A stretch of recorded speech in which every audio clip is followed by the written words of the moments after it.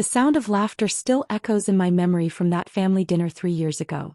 I had just announced my decision to pursue a PhD in biochemical engineering instead of joining the family's chain of manufacturing companies. You'd think I'd declared my intention to become a professional circus clown. Eh, what? My Uncle Marcus wiped tears of mirth from his eyes. Another science degree? Haven't you wasted enough time already? My name is Alexandra Morrison, and that dinner marked the beginning of my family's campaign to save me from myself. The Morrisons had built their fortune through practical business sense and hard work, or so they claimed. Scientific research and innovation were for dreamers, not for people who wanted real success. Honestly, Alexandra, my mother sighed, cutting her perfectly cooked steak, when are you going to grow up and join the real world? Your cousins are all running successful divisions of the family business, and you want to play in a laboratory. Around the massive dining table, my successful cousins exchanged knowing smirks. There was Michael, who managed our plastics division despite barely passing his business degree. Jennifer, who headed international sales purely because of her last name. And Timothy, my younger cousin, who had already been promised the CEO position once Uncle Marcus retired. The research I'm working on could revolutionize industrial manufacturing, I tried to explain. The polymer compounds we're developing could reduce production costs by up to 60% while being completely biodegradable. Biodegradable plastics? Timothy snorted. That's your big plan? Our customers want cheap and reliable, not some tree-hugger fantasy. I gripped my fork tighter, remembering the countless hours in the lab, the breakthroughs we were on the verge of achieving. The market for sustainable materials is growing exponentially. If we don't adapt, enough. Uncle Marcus slammed his hand on the table. Alexandra, this family has built its success on proven methods, not theoretical research. It's time you stopped this nonsense and took your place in the company. A real position, my mother added. In accounting, perhaps. Or human resources. I looked around at their faces, dismissive, condescending, so certain of their own superiority. They had no idea what I was really working on, the potential of what my team had discovered. I'm not stopping my research, I said quietly. Then you're on your own, Uncle Marcus declared. No more family support, no more trust fund access. If you want to waste your time in a lab, you'll do it without Morrison money. My mother actually dabbed at her eyes with a silk napkin, as if my career choice was causing her physical pain. Think about your future, darling. Who's going to want to marry a perpetual student? I don't need Morrison money, I replied, standing up. And I don't need your approval either. That was the last family dinner I attended. They thought cutting off my trust fund would bring me crawling back to the family business. What they didn't know was that I'd never touched that money. Every penny I had came from research grants and careful investment of my own earnings. More importantly, they had no idea how close my team was to a breakthrough that would change everything. The next 2 years were a blur of 18-hour days in the lab, endless grant applications, and determination fueled by their mockery. Every snide comment from my cousins, every disappointed phone call from my mother, every dismissive email from Uncle Marcus just pushed me to work harder. Dr. Chin, my research advisor, became more than a mentor. She became the supporter my family refused to be. They mock what they don't understand, she told me late one night as we reviewed test results. But understanding is what will give you power over them. He was right. While my family was busy running their proven business methods into the ground, refusing to innovate or adapt, my team was making breakthrough after breakthrough. The first patent application was filed 6 months after that family dinner. A new manufacturing process that could reduce industrial waste by 80% while cutting production costs in half. The second patent followed 3 months later, a biodegradable polymer that was stronger and cheaper than traditional plastics. This is revolutionary, Dr. Chin said when our first batch of test results came back. Do you understand what you've created? I did. I understood exactly what these patents would mean not just for the industry but for my family's businesses. Their outdated methods would become obsolete almost overnight. But I kept quiet. Let them think I was just playing scientist. Let them believe their empire was secure. The first hint that something was changing came when our research was published in leading scientific journals. Suddenly, major manufacturing companies were calling, wanting to license our technology. Investment offers started pouring in. My cousin Jennifer was the first to notice. She called me out of the blue, her voice suspiciously friendly. Alexandra, darling. I just read the most interesting article about some new manufacturing process. Isn't that the kind of thing you're working on? Something like that, I replied vaguely. Well, you simply must come present it to our board. Family helping family, right? I almost laughed at her transparent attempt. Sorry, Jennifer. The patents aren't for sale to family members. Patents? What patents? I hung up, imagining her frantic call to Uncle Marcus. They would be discovering soon enough that their competitive advantage was slipping away. Their biggest clients were already calling me, interested in licensing the very technology they had mocked. But I wasn't done yet. The biggest breakthrough was still under wraps, hidden in secured labs and protected by military-grade encryption. Something that would make our previous patents look like warm-up exercises. Are you sure about this timeline? Dr. Chen asked as we prepared for the final phase of testing. Once we publish, there's no going back. I looked at the latest email from my mother, full of guilt trips and thinly veiled threats about my inheritance. I'm sure. It's time they learned what a worthless science degree can really do. The next morning, as I drove to the lab in my modest car, no Morrison luxury vehicles for me, I spotted my cousin Timothy's Porsche outside our research building. He was trying to charm information out of our receptionist. Come on, sweetheart, I heard him say as I walked in. Surely you can tell me what kind of research Dr. Morrison is working on? We're family after all. Sorry, Mr. Morrison, she replied with professional coolness. All our research is confidential. I cleared my throat. Hello, Timothy. Looking for something? He spun around, his practiced charm failing to hide his desperation. Alexandra. I was just in the neighborhood 20 miles from your office? How convenient. I swiped my keycard heading toward the secure labs. Give Uncle Marcus my regards. And Timothy? Don't bother trying to hack our systems again. We noticed the attempts last week. His face reddened. We're just trying to understand what you're working on. As family. Family. I paused at the security door. Funny how I'm only family when you need something from me. I left him standing there, his expensive suit and luxury car suddenly looking like cheap costumes. He had no idea that in less than 24 hours, our latest patent application would be public. No idea that their entire manufacturing process was about to become obsolete.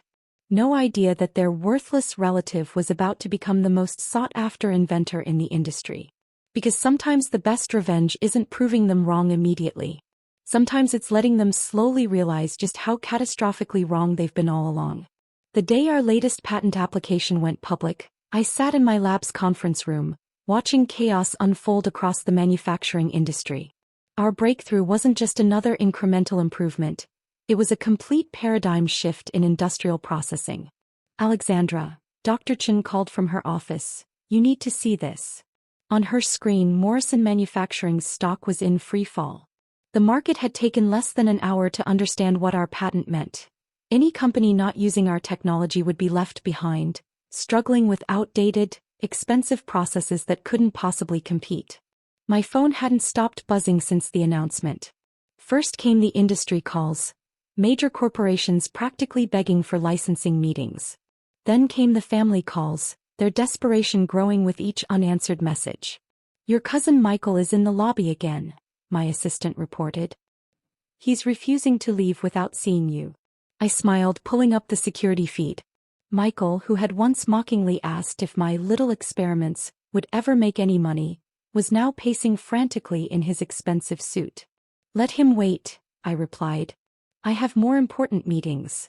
Those meetings were with the CEOs of the world's largest manufacturing companies. One by one they came to my lab, these titans of industry who made my uncle look like a small-time operator. They all wanted the same thing, access to our patents. Name your price, the CEO of Global Manufacturing said, sliding a blank check across the table. We need this technology. I quoted a figure that would have made my family faint. He didn't even blink before signing.